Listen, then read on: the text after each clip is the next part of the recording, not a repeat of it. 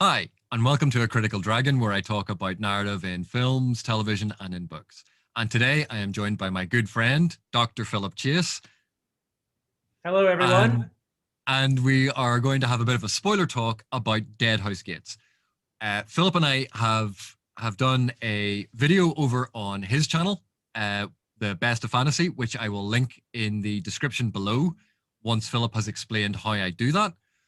And we'll do that off camera because that's embarrassing that I don't know these things.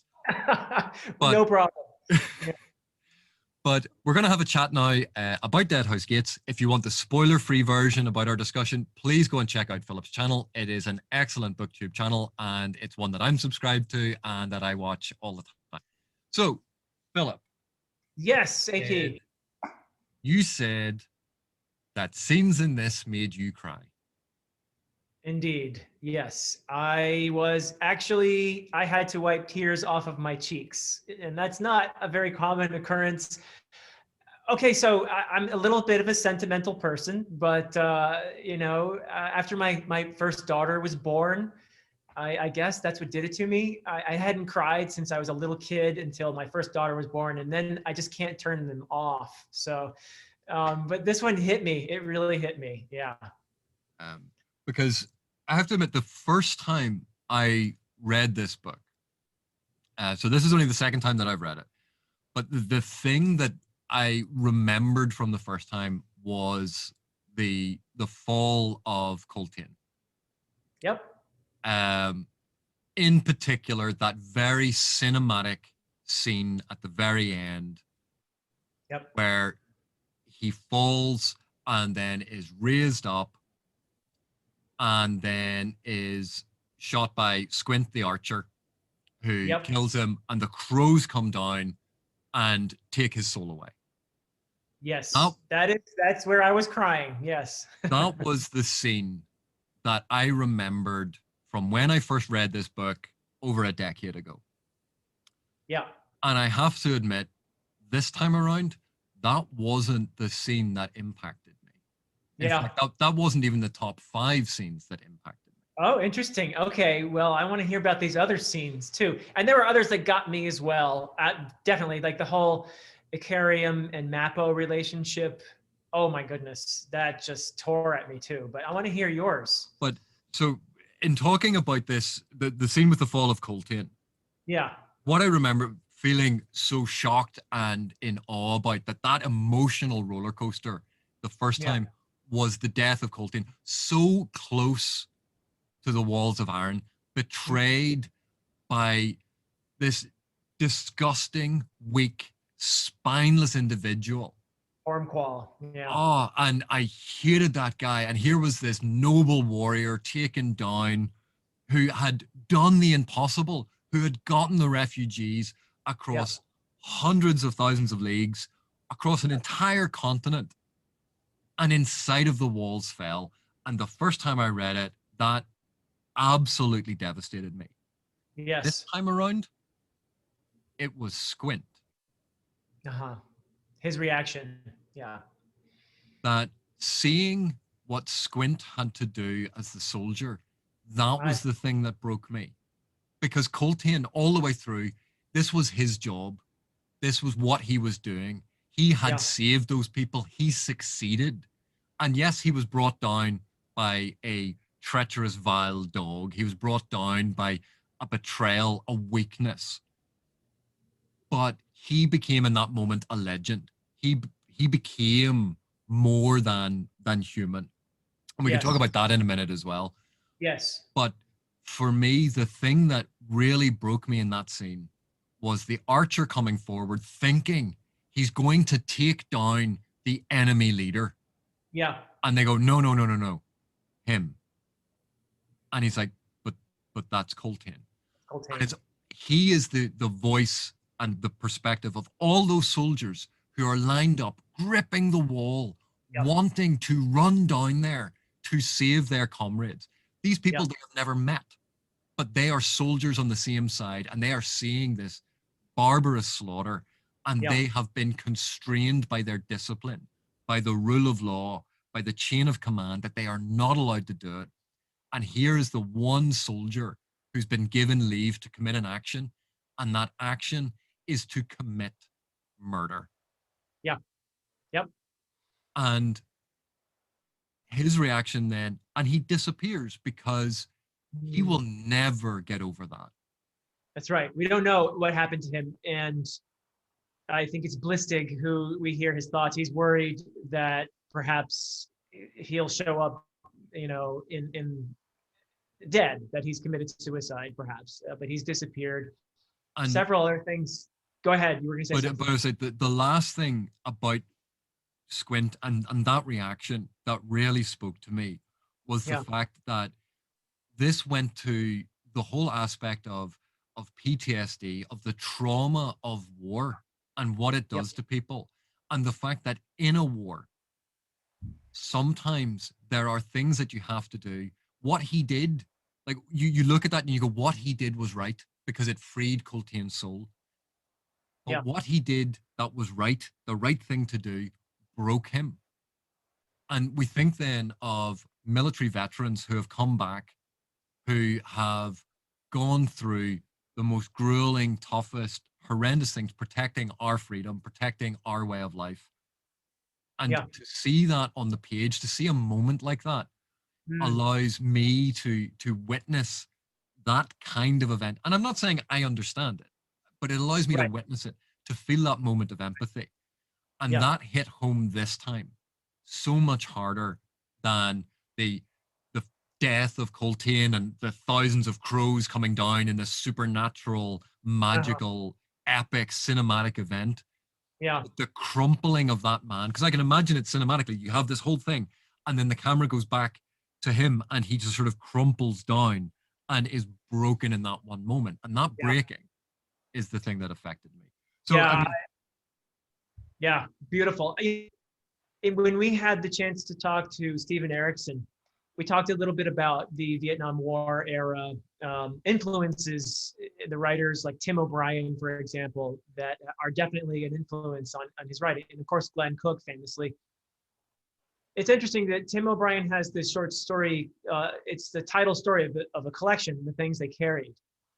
And in this story, now you and I both have never been soldiers. And I mentioned in the spoiler-free video that I grew up in the military, though, so I have a soft spot in my heart for soldiers. And there's this beautiful story that I teach, The Things They Carried. Everyone should read it. But in this story, Tim O'Brien portrays these two conflicting fears. One is the obvious fear of death. The other is the fear of cowardice. And the soldier carries these, among other things, these fears that are in conflict with one another, creating this tremendous pressure that cannot be put down.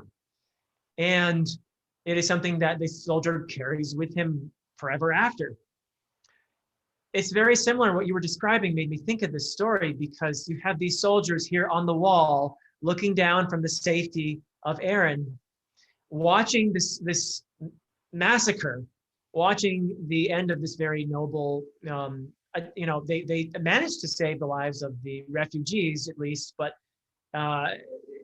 they're watching this tragedy unfold.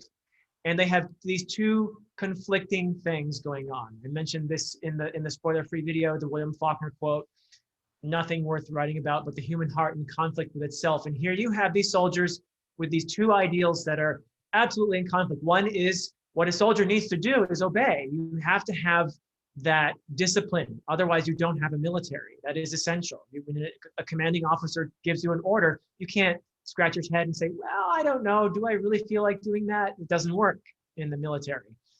You have to obey what your commanding officer tells you. And on the other hand, they want to save their comrades. They want to help. They know they can help. And so you have them. The way that Erikson describes this conflict in the hearts of these soldiers, it is absolutely breathtaking to witness. You used the word witness before in our spoiler-free talk. To witness this is just absolutely hard to describe, really. Yeah, and to pick up on that, I mean, one of the obviously one of the most fascinating characters in this for me is Duiker, the historian. Mm-hmm. And why I find him so fascinating is he serves as the sort of the reader viewpoint for so much of what's going on. He has Yes. some knowledge of tactics in battle. He has some knowledge of the people involved. He has some knowledge of the politics. So he's our viewpoint into this world. Yeah. And one of the things about Duiker that I find initially so frustrating and then grow to love is he is such a cynical pessimist. Yeah. Because from the very beginning, he's going, Coltain, what are you doing? We're doomed. Oh, what are you doing now? You're doomed. And it doesn't matter what tactical brilliance Coltain has come up with. He goes, we're all going to die. We're all going to die. And time again, Coltain proves him wrong.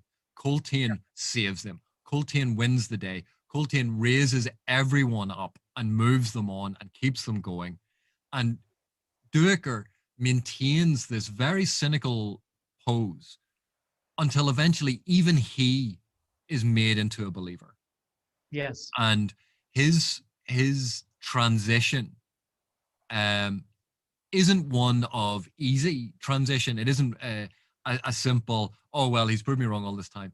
It is hard wrought that not it is earned over the course of the novel. And I think Yeah. that's a strength of it because if like one of the big battle scenes that I find so impressive and so harrowing, and one of the ones that I actually find more poignant than Coltain's death is the battle at the Oxbow river crossing very early on, Yeah. and it is a fantastic military sequence. Anyone interested in military fantasy will obviously love this sort of stuff because of the movements of the soldiers. But there's a moment when the Wiccan warlocks raise the dead from a Mm. previous tribe. Yes. And these undead warriors rise up and march out to buy the army time to make the crossing. And Little. there's obviously a lot more to it than that. So but the spell keeps going and it raises up the women and children who Yeah. had also been there. Yeah. And they go through the last motions of their lives, which is they pull out their daggers and they kill their own children Yeah. and then crumple to the ground as their skulls are caved in because their warrior protectors lost the battle and they were killed. And then we find out, as brutal as that is, and as harrowing as that is, to suddenly witness this sort of genocide, Yes. that we find out that it was a tribe that was split in two, that these were cousins, these were brothers, these Right. were family. Yep. And it's that rending of family where humanity no longer sees the points of connection between us, that we see the other side as the enemy. And Exactly. we we confuse a difference of opinion or a different perspective as you are not of my tribe. Yep. You are the enemy. You are other. You are less. Yes. And they are murdered. And like this is a real gut punch. Yeah. And then when Duiker mentions this, Warlock turns to him and said, well, if they'd have won, they'd have done it to the other side. Yeah. And you go, it is so brutal. It rips at your stomach because then as the camera sort of pans out of that battle, you have the Wiccan tribes against the other tribes.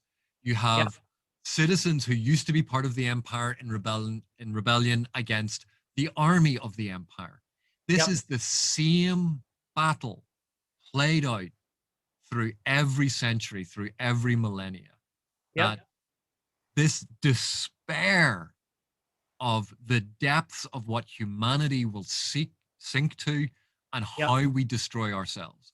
And that was, for me, seeing that sequence um, was one of the moments that it I had to stop reading just to take it in, which the first time round I had read as, oh, awesome battle. Oh, this stuff is cool. Mm. Um, so that was one of the Yeah. scenes that I found even more poignant than Coltain's fall. It's quite a scene. And just I think to add to the poignancy of it, this is also the moment when Duiker finally understands why the Wiccans joined the Malazan Empire. I believe this is the time when I think it's Nether who tells him that we were just like these tribes at each other's throats all the time. And what Kellenved taught us was the futility of that. And that is why the Wiccans are loyal to the Empire, which is the levels here are tremendous because the Wiccans are looked down upon within the Malazan Empire. They are a minority. They are not treated well in comparison to other ethnic groups, if you will, in the empire. And so to have the Wiccans be the ones who defend the imperial citizens on this incredible chain of dogs. Oh my goodness. I mean, the metaphor here is just, I mean, we could talk about chains and we can talk, there's so many things we have to talk about here. But the fact of the matter is the Wiccan status as a minority, as a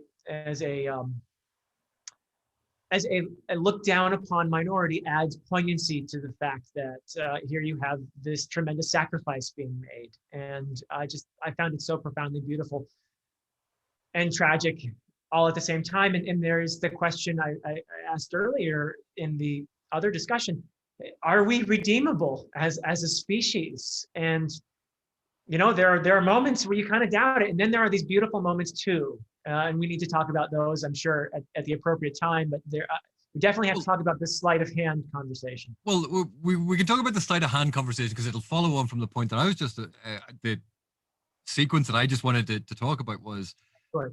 In one of the later battles, obviously, where they are trying to run the cavalry up the slope, that charge. And it turns out that the Sappers had buried themselves with shields on their backs so they could throw their remaining munitions and provide cover for the cavalry charge. And then they throw themselves down, knowing the cavalry is going to ride over them. Trample them. And you look at that moment, and we can look at it as a moment. Erickson almost writes it as comedy because he writes it as they were like turtles. They were mad. Look at those crazy guys. Yeah. And you have that sort of dark soldier's humor about what's happening. Yeah. And then you take a moment to think about it and go, that was a group of men and women potentially sacrificing themselves to save and protect their fellow man, to save and protect the refugees, to save and protect the nobles who hate them and scorn them and complain and who betrayed them. And you see that as this is one of those moments that is the best of humanity, that we have the capacity for that level of compassion where we will protect others, even at the expense of our own lives. And to see that celebrated, and it's told the way a soldier tells this thing, that you have that dark humor, that edge to it, to hide the emotion that you can't let escape at that moment. Right. Which then leads us into this discussion then of that exchange about sleight of hand when emotion has become too much. Yeah. There's the wonderful exchange between Duiker and Captain Lull, and this is fairly late in the narrative, and they have been. It's been a process of just grinding, and they're in tatters, and it's just you feel the weight of it as you're reading it. It's just tremendously well done. And Lull is asking Duiker, I'm not sure I can keep doing this. How do we go on? What do we do? And Duiker doesn't have much of an answer, but he finally comes up with, sleight of hand.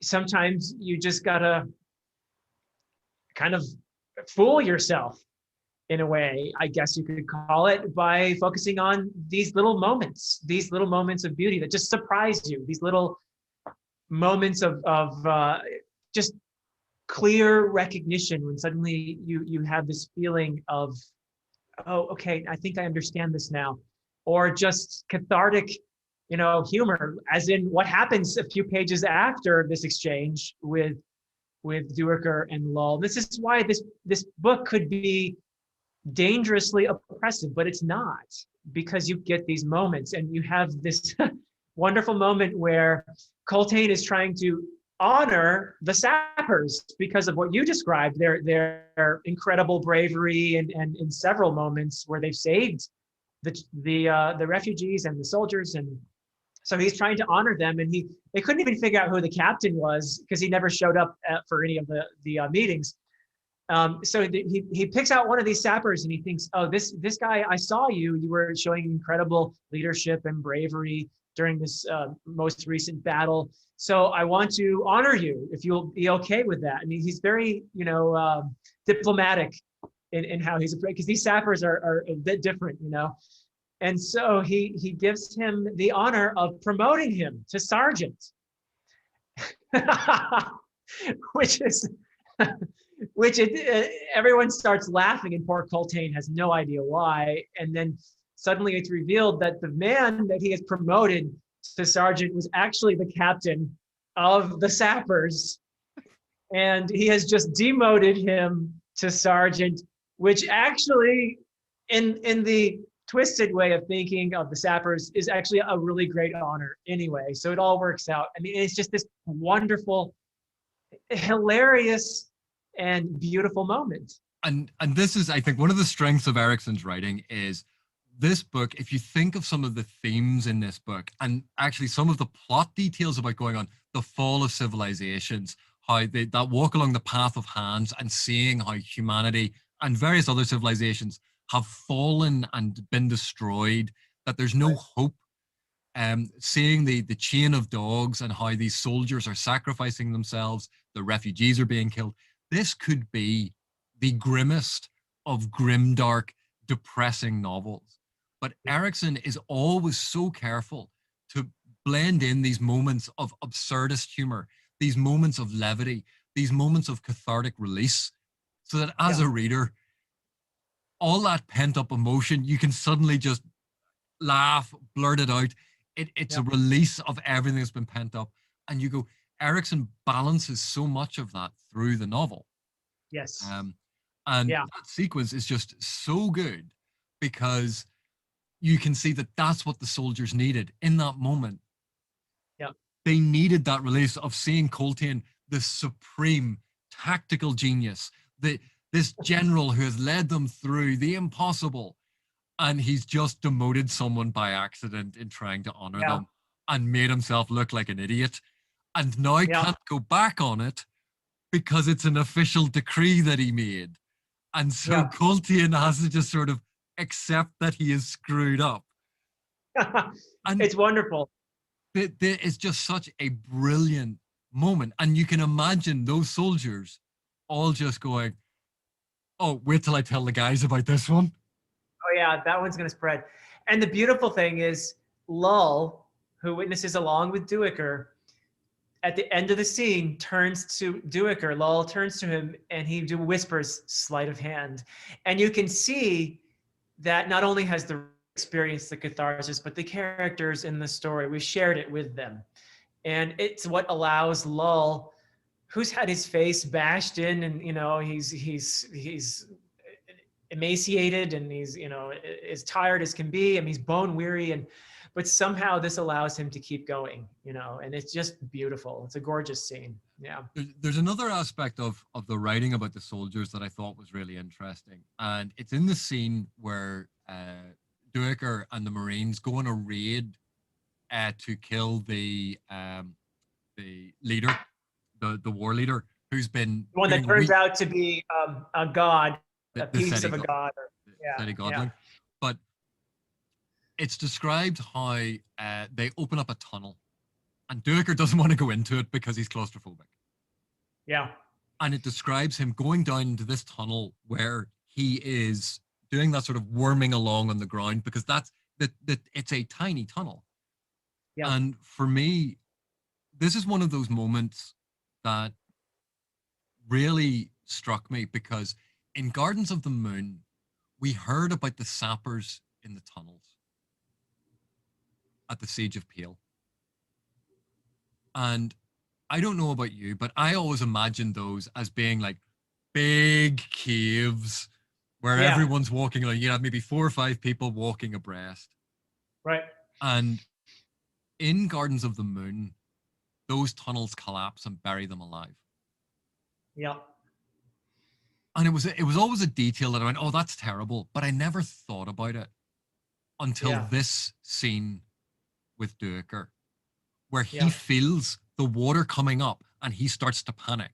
And you're yeah, going, and there's a bunch of guys behind him. The slower you are, mate, they're going to drive. Move faster. yeah, That I was almost urging him along yeah, because I knew there were people behind him would have it worse. And they were going to drown because he wasn't moving fast enough. yeah, And that claustrophobia, that panic, that darkness, and I got flashbacks to that mention in Gardens of the Moon yeah. and those bridge burner sappers being buried. And that is why the bridge burners who survived were so angry. Yeah, and when you think about that kind of a death, it's pretty disturbing. Yeah, but Uh, the bonds between them are amazing. I think another thing that Erickson does so well is the friendships, and this is another thing that absolutely lifts these books is the relationships between the characters, the friendships, and I think of Icarium and Mappo, for example. Another pairing that is just so poignant and so beautiful, and the conflict within Mappo and the layers of betrayal that he feels. I mean, no matter what he does, he's going to feel like he's betrayed someone. You know, does he, feed Icarium to Tremorlore? Does he feed him to the Azath, or does he rescue his friend? The guy has no easy path here, and I feel for him, and that just absolutely beautiful stuff. and not only that, but he has always thought of this as it was a fake friendship based on Yeah, the fact that Icarium killed his entire village. And which he then he did it. develops a real friendship and then finds out that Icarium didn't kill everyone.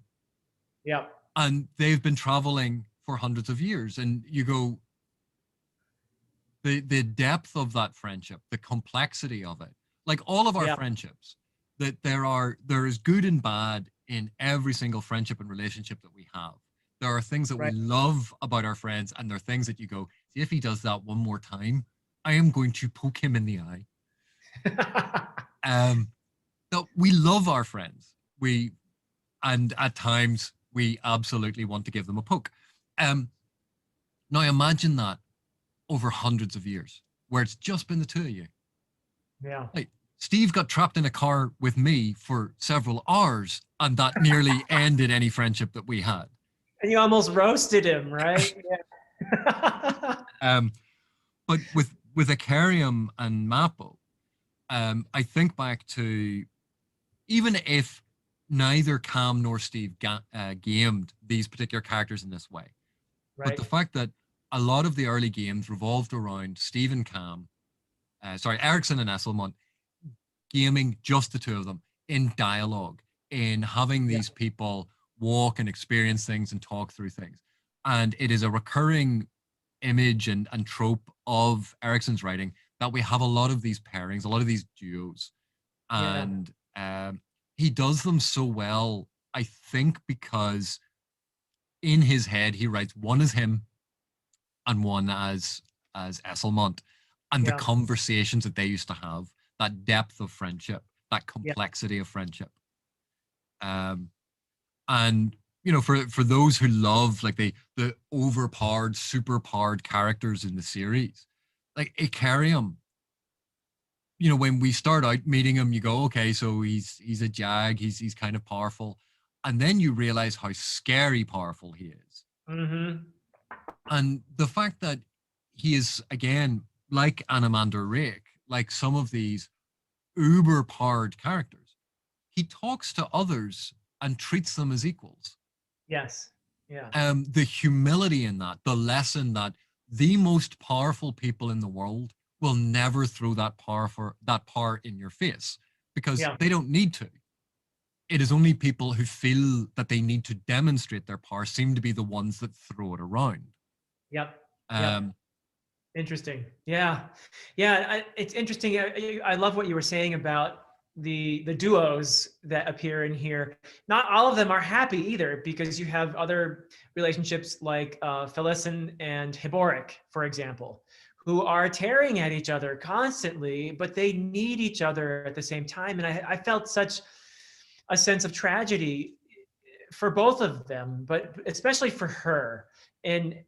And there's this one point in there where she understands that when she's lashing out at everyone, she is basically lashing out at herself, at a mirror of herself. And I think she's a character who perhaps might be a little bit misunderstood. I don't know if you agree with that or not, but I I know that believe, she is one of the characters in this book that a lot of readers absolutely loathe. And I admit, the first time around when I read the book, she was not one of my favorite characters. The first time around, I was all about the chain of dogs and Coltain. uh-huh. I'm honest about that. The Mappo Icarium storyline was that was okay, and I was really interested in the Kalam storyline. Yeah. Um, but the Felicin and Hiboric, that that journey was not one that I was particularly fond of. And yet, reading it this time, it was absolutely heartbreaking Yeah. because, you know, we have all experienced in our lives periods of despair, whether it's us personally or our friends. We have lost friends because they kept pushing us away, and we eventually let them Yeah. because we just couldn't take it anymore. And you're with hindsight and looking back on it, you go, that was their cry for help, Yeah. and I failed them. Now, obviously, everyone has a threshold for what you can do.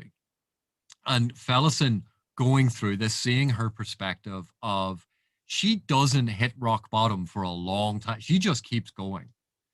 And Yeah. you can understand why people go, Enough's enough. I cannot put more of myself into this. I have tried. I have tried, and you have thrown it in my face. Enough. I'm done.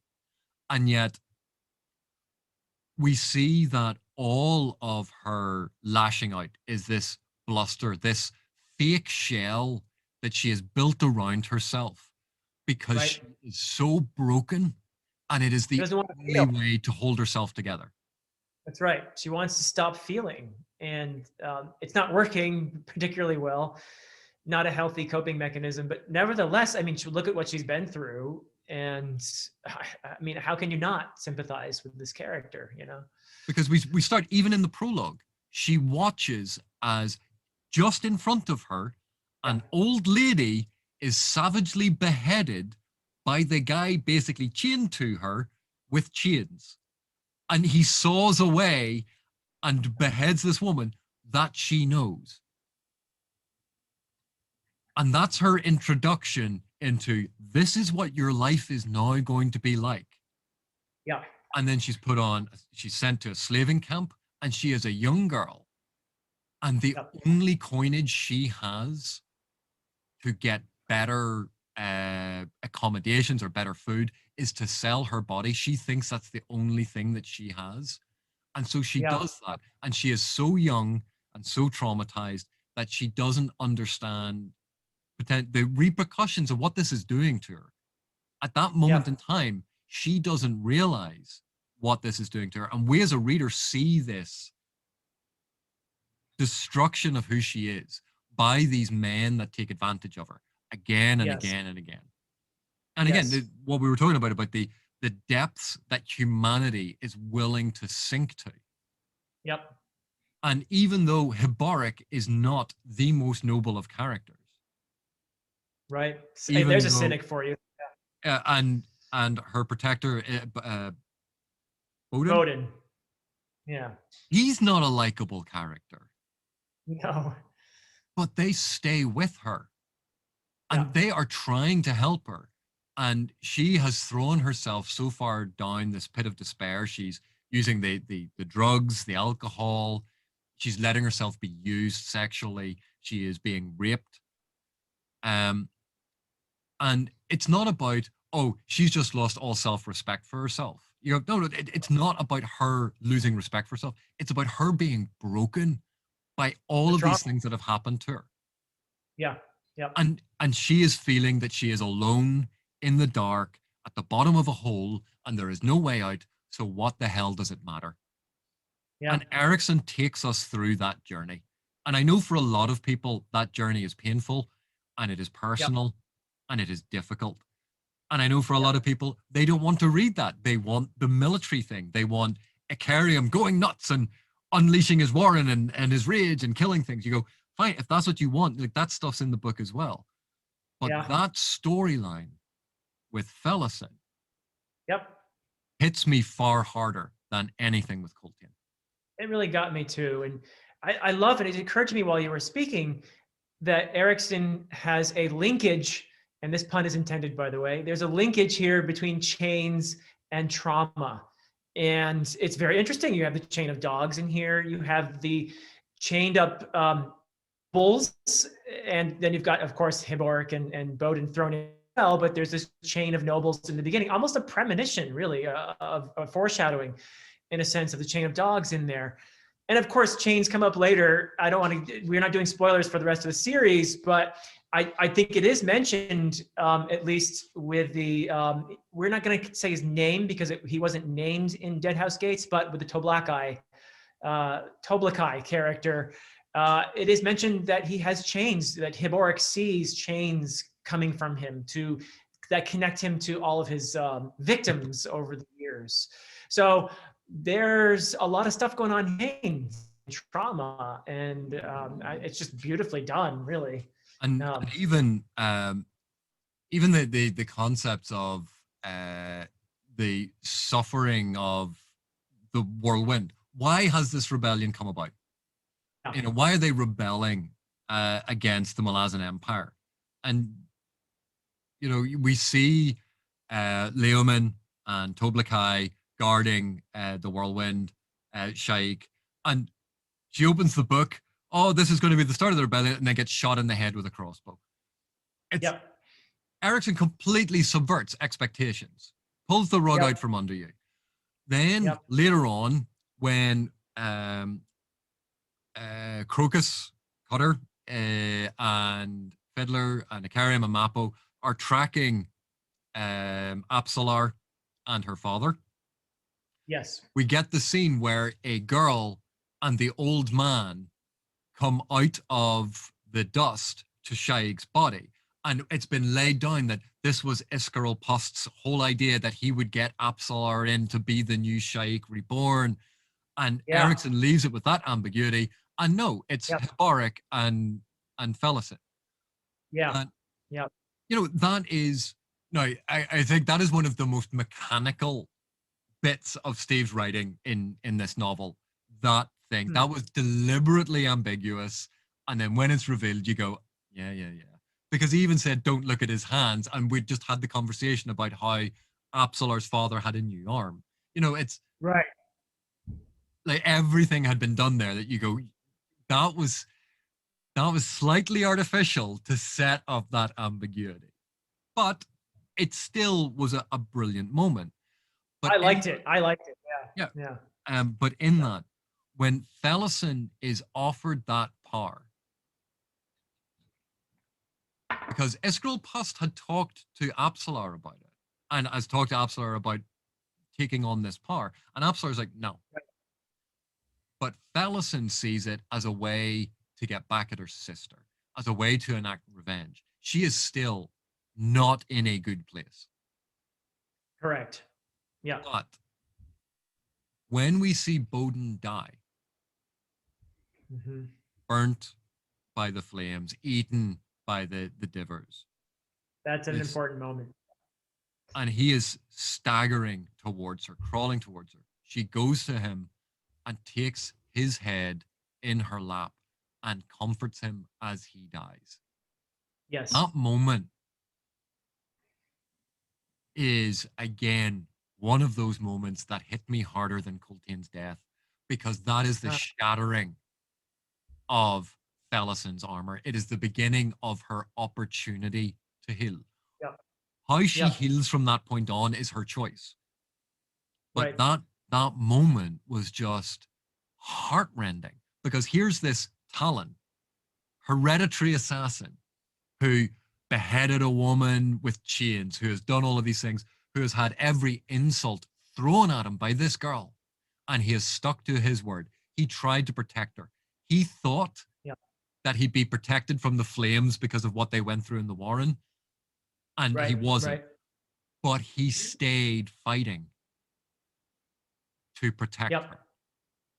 It's again the soldier's devotion to duty, and it's tremendous. Yeah.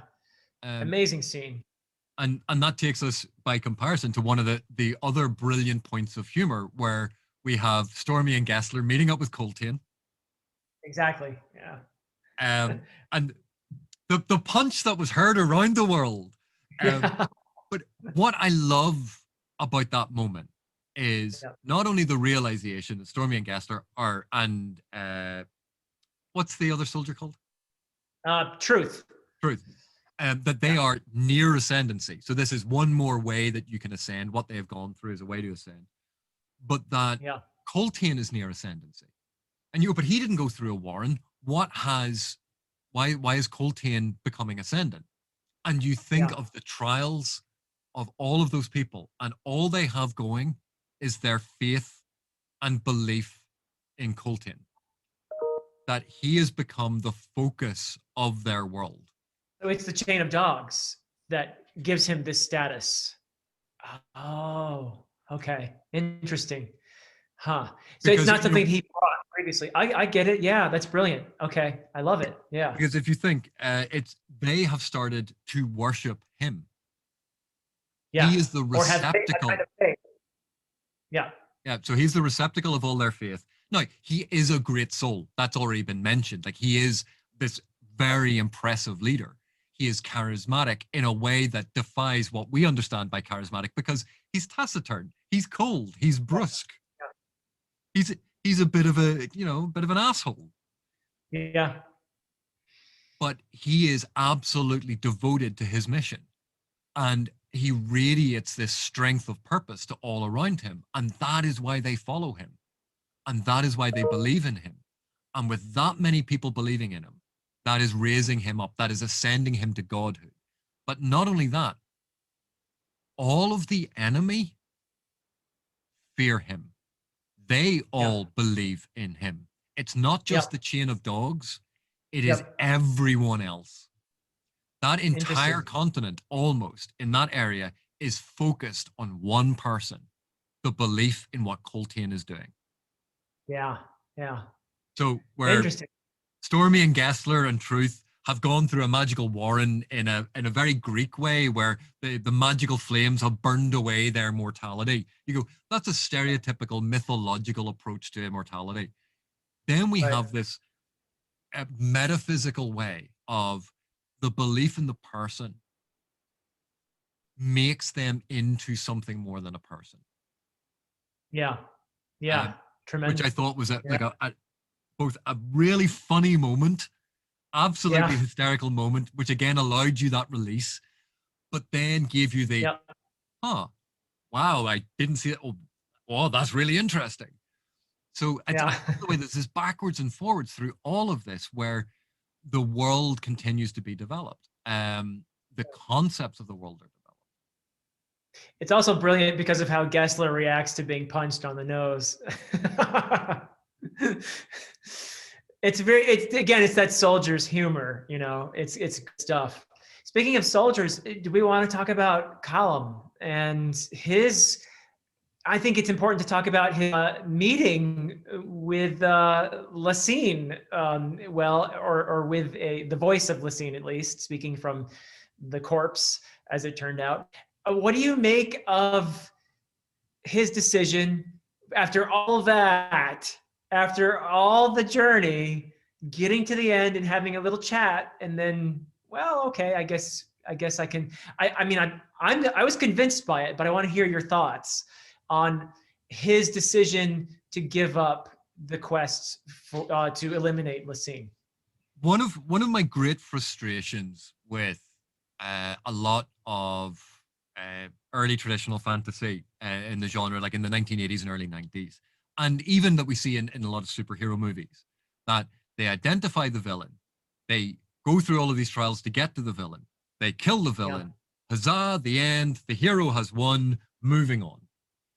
And look at the real world when anyone has ever done that. When a bad guy has been taken out, they've taken out the bad guy. Does that end the movement? Does that end the problem? No, a power vacuum happens, and suddenly that area is thrown into chaos, and more things happen.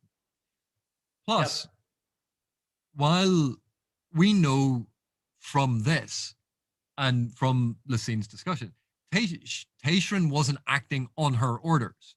She might have said, I need this done. And Taishrin decided, well, the way to do that is this.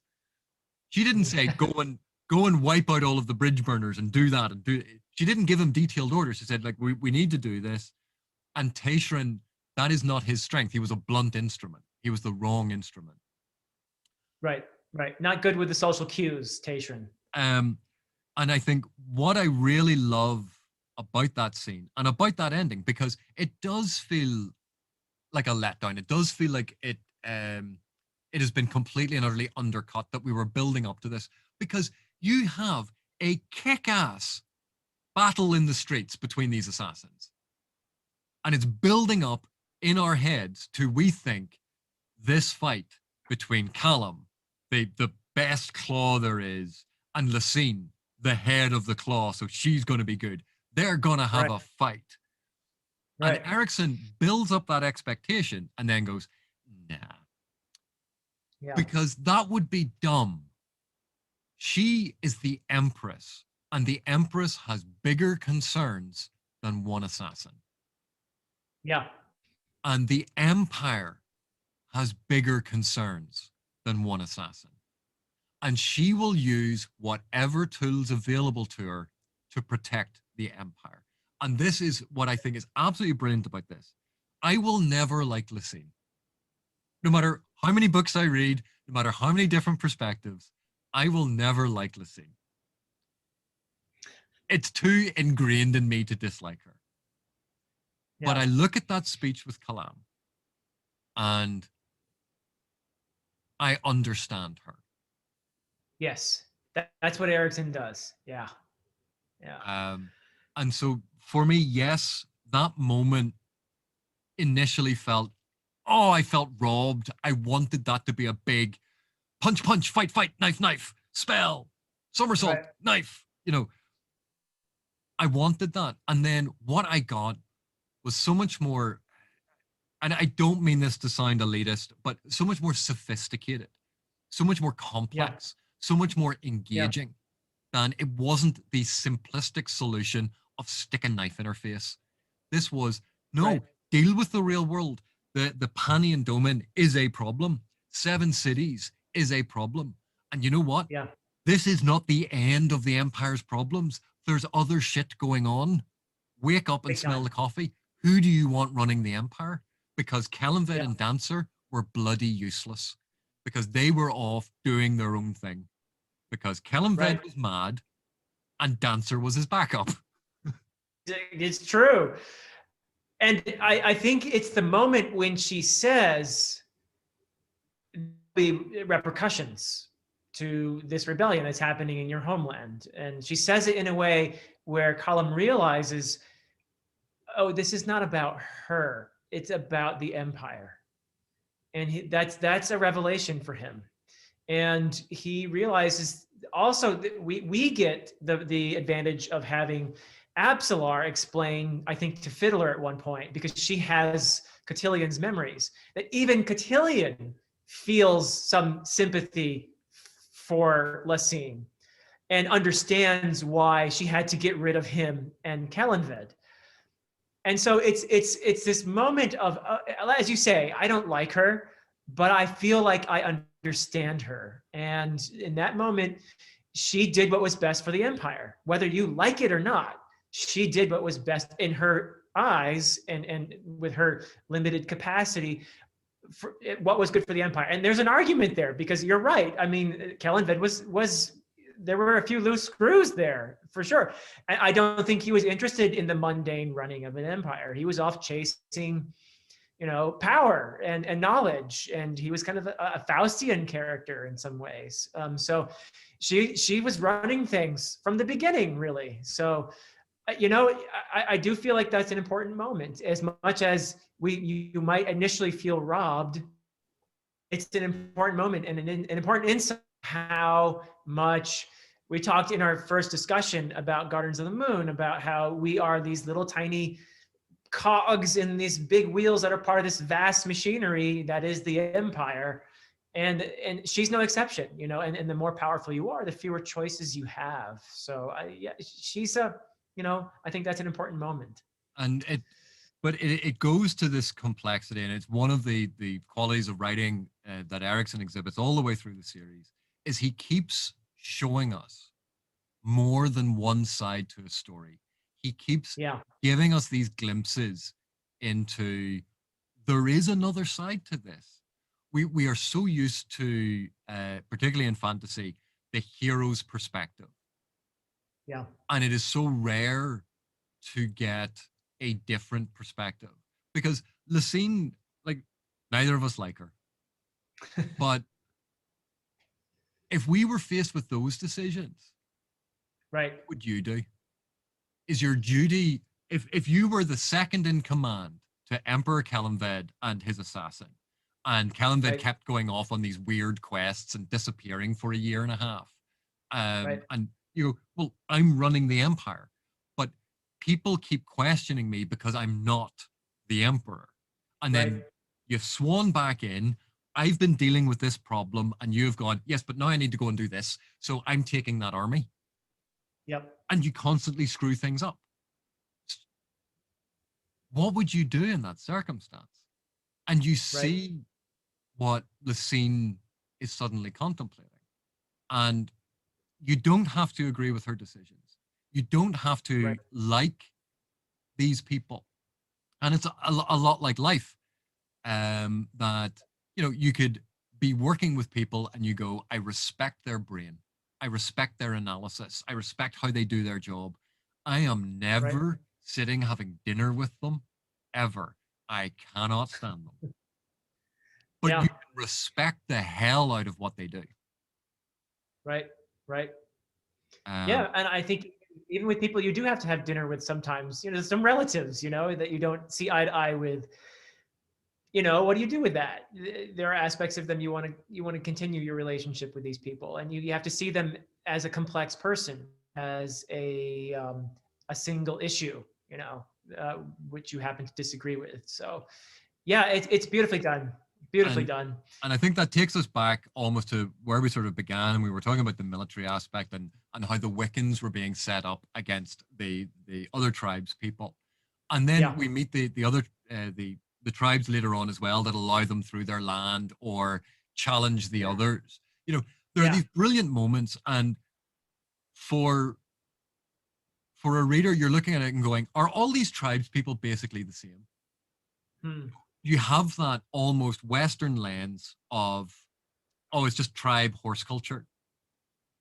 And yet, when we see, and we have experienced on this journey, the intricacies of some of the tribes, we see that they are distinct. They have their own cultures. They have their own beliefs. They do share a common purpose. They do share common ancestry. But they share that common purpose and ancestry with the refugees as well. Yes. And so we keep getting this. There's always a level of complexity to what Erikson shows us. He doesn't necessarily tell us, but he shows us. And that's what I love. Like the yappy, Noble's lapdog, and Oh, I uh, love it. and the relationship that it develops with the Wiccan cattle dogs. You go, it's Yeah. again a moment of humor, but this moment that is almost symbolic of there are similarities that outweigh the differences. And isn't it brilliant the way Erickson does it at the end, where he saves us from the overwhelming, crushing grief of by having it's not even shown, but we know Matt gets his last two elixirs out of it and save Bent and Roach, the dog, and the Roach was the little lap dog that nobody could kill, right?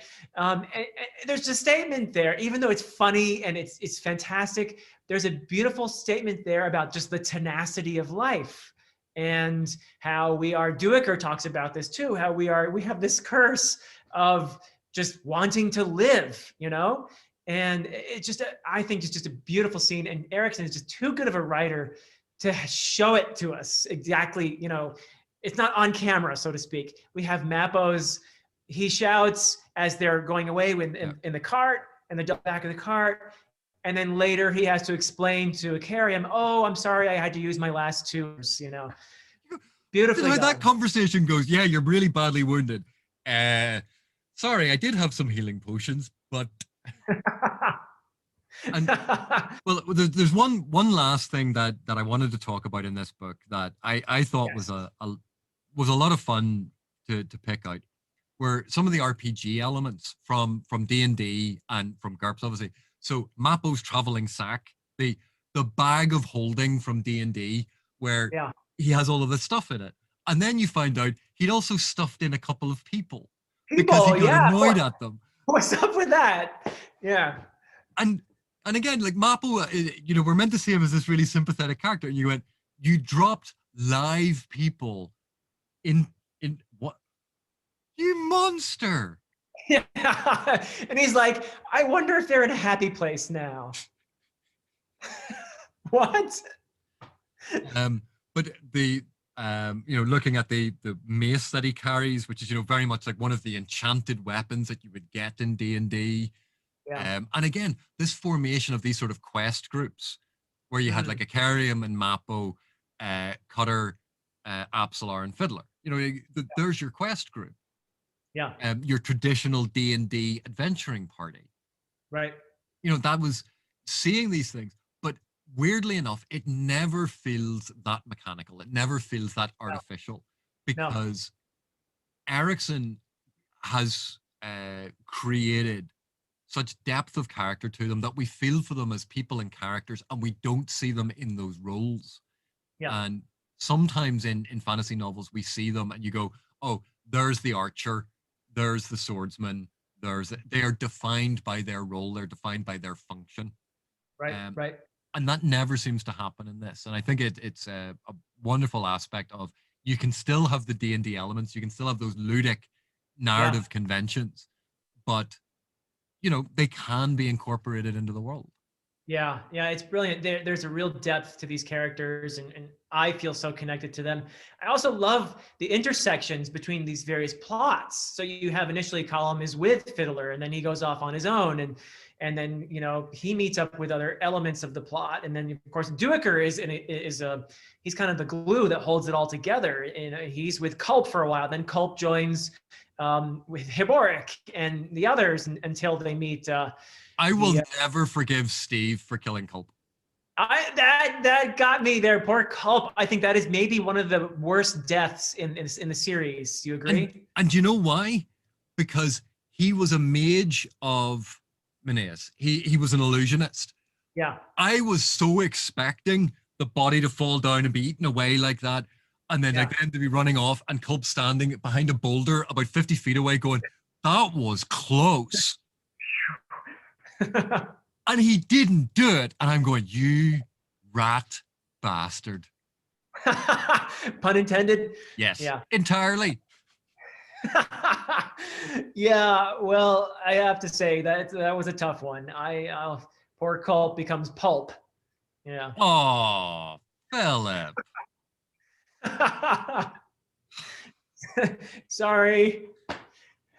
But like, we've been talking about this, and we still haven't talked about the Divers. We haven't talked about the Path of Hands. Yeah. The Yeah. scenes at Tremolor Yep. when Mappo's soul-taken friend, who saves them at Yeah. Tremolor, Yeah. then gets and you're Mesrem. I think his name is Mesrem. yeah. That is awful. And Mappo he's saying friend, and he's getting eaten. His paw is torn off and by one of the hounds, and he's getting absorbed. Yeah, no, it's terrible. Yeah, I mean that is just crazy. What goes on in Tremorlore is just absolute mayhem. And talk about convergence. Wow. I mean, all these elements just sort of meet here, and it is a just crazy explosion here. And you're wondering, how are they getting out of this? And we haven't talked about how we have that wonderful parallel between Kalam taking down that sort of dragon demony thing on the ship. Yeah. And then that's obviously what happens at Tremolor as well. Yeah. There are these moments that parallel themselves throughout the story that are absolutely brilliant.